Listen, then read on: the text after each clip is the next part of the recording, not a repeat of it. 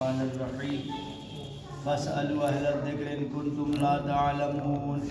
اللہم صلی علی محمد وآل محمد.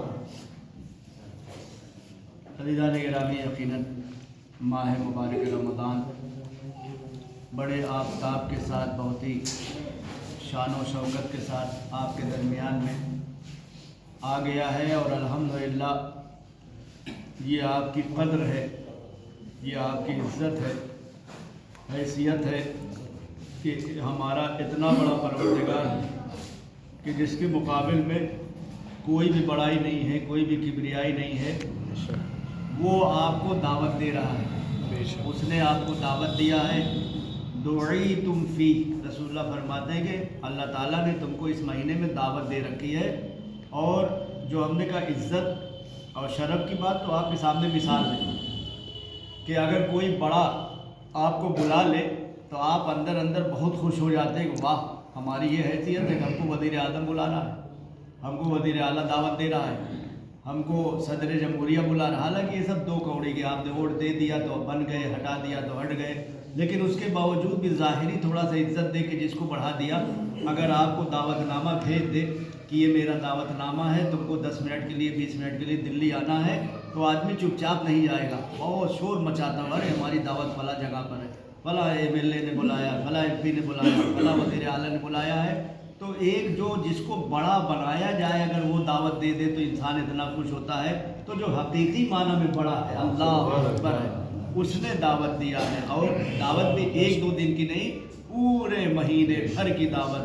اور خود آگے کہہ دیا رسول اللہ نے، اس لیے دعوت دیا کہ تمہاری مکرمت ہے، تمہاری عزت ہے، تمہاری حیثیت ہے. لے کرامت اللہ، اللہ تعالیٰ کے نزدیک تمہاری جو عزت ہے اس بنا پر تم کو دعوت دی گئی ہے.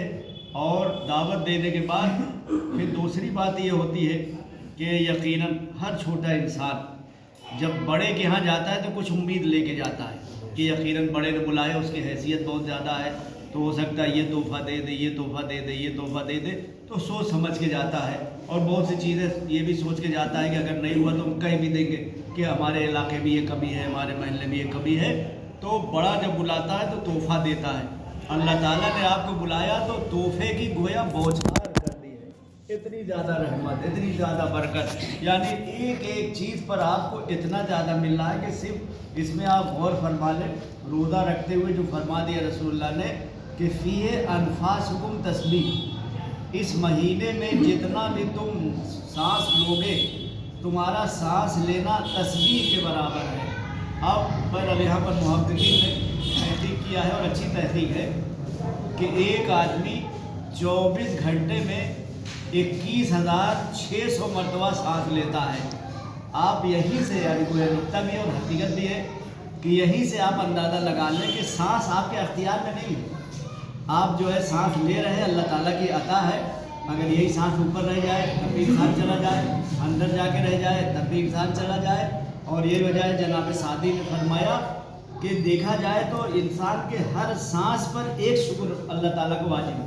یعنی جو اوپر آ گئی سانس، یہ بھی بہت اللہ تعالیٰ نے جو ہے گویا رحم و کرم کیا کہ سانس رکی نہیں، ورنہ آدمی پھڑپڑا جائے، پریشان ہو جائے، بے چین ہو جائے، 2 4 10 سیکنڈ بھی رک جائے تو کیا ہو گیا، سانس نہیں آ رہی. تو ایک تو سانس باہر آ گئی، اس پر شکریہ. دوسرے یہ کہ جو سانس آپ نے اندر لیا، باہر سے آپ سانس لے جا رہے ہیں، اس پر تو اب یہاں پر آپ بار بار شکریہ نہیں ادا کر سکتے، چونکہ پتہ چلا کہ ہر 3 4 سیکنڈ میں آپ نے سانس لیا، ہر 2 سیکنڈ میں سانس باہر آئی، تو کتنا شکریہ ادا کریں گے. لہذا بڑے عرفا نے کہا کہ تم قائل ہو جاؤ پروردگارہ تیرا شکریہ ہو ہی نہیں سکتا. یہی بہت بڑا شکریہ ہے کہ پروردگارہ تیرا شکریہ ہم ادا ہی نہیں کر سکتے ہیں. شکر للہ، سارا شکریہ تیرے لیے ہے. تو محققین نے یہاں پر فرمایا کہ جو یہ رسول اللہ نے فرمایا، بہت بڑا خطبہ ہے، میں درمیان سے لے رہا ہوں کچھ جملے. فرمایا کہ فیہ انفاسکم تسبیح، تمہارا سانس لینا بھی اس کے اندر تسبیح ہے. محققین نے فرمایا، جو لوگ بہت مدقق ہیں، محقق ہیں، تحقیق کرنے والے ہیں، کہ انسان 24 گھنٹے میں 24 یعنی 21,600 مرتبہ سانس لیتا ہے. تو اب یہیں سے آپ اندازہ لگا لیں، جب اللہ تعالیٰ 24 گھنٹے میں بغیر کچھ کیے، بغیر محنت کے آپ کو اتنا دے رہا ہے، تو جو محنت کروا کے دے گا کتنا زیادہ دے گا.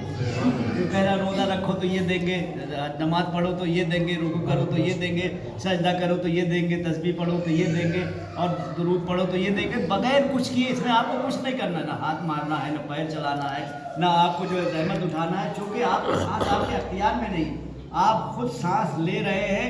ये सांस अंदर जा रही है एक सवाब के साथ, ये सांस ऊपर आ रही है एक सवाब के साथ। यानी 24 घंटे में जिसको कहा जाए बिठा करके देना, नहीं कहते जनाब इब्राहिम को वाक़या आपके सामने है कि आपने फरमाया कि आओ तुमको हम खाना भी खिलाएंगे और जो तुम्हारी मजदूरी होगी वो भी देंगे, जिसको कहा जाए बैठे बिठाए देना।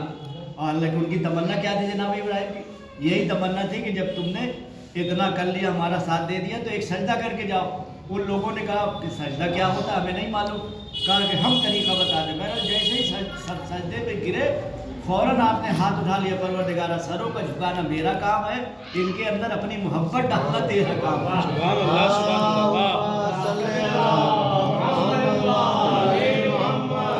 अल्लाह, यही वजह है मैडम। हो सकता है कि कुछ लोग बात समझ पाए हो, कुछ लोग ना समझ। परसों की तकरीर में अर्ज किया था कि हमारी ख्वाहिश तमन्ना क्यों रहती है कि ज़्यादा से ज़्यादा मजमा बैठे, ज़्यादा से ज़्यादा मस्जिद में लोग आए, जमात में आए, जुमा में आए, मसले मसाइल में आए, दर्स में आए।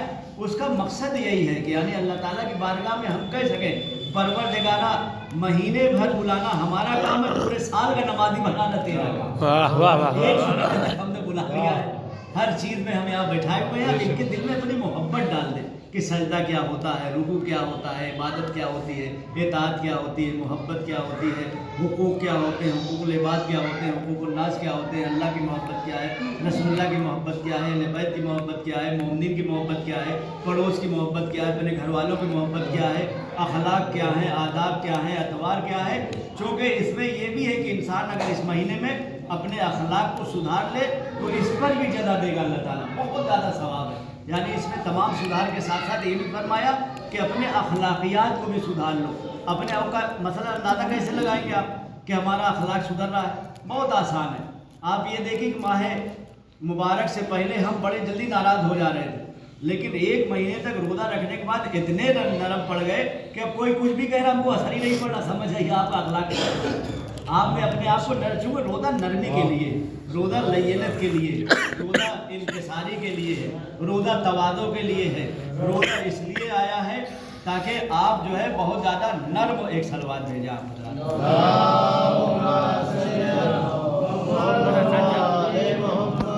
एक और सलवात